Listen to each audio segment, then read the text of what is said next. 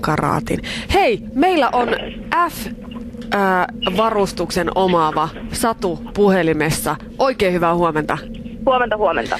No Henkka ja Jouko, oottehan teki siellä ja kehtaatteko tunnustaa man boobsienne koon? No Jouko Kuopiosta, hyvää huomenta. Huomenta. Radiokorporaation tämä Rock-radio.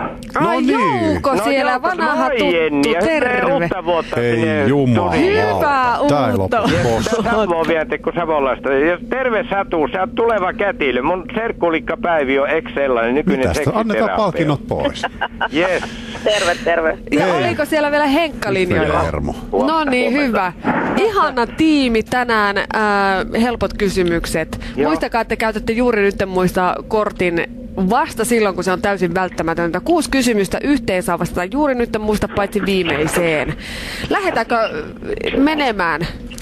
Ladataan pyssy ja tykkiä tolleen. Satu aloittaa, Jouko viimeisenä. Jouko, kaikki on sitten susta kiinni.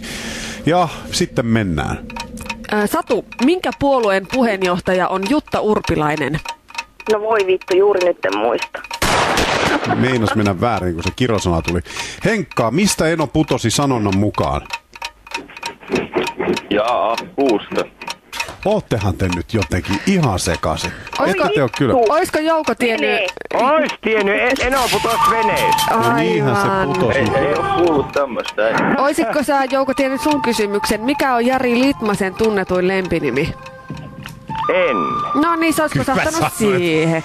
Nyt. Se olisi ollut liitti, mutta ei, siis hei, Jouko, mitä sulle kuuluu? Älä kysy, Tässä Jouko. lökärivarkut jalassa, kone Helsingin valmistamata Anttilasta. Oot tuttaville vaan terkkuja, jotka tätä korporaation huomusouta kuuntelevat tänne kuuloon. Juuri nyt en muista. Kilpailu.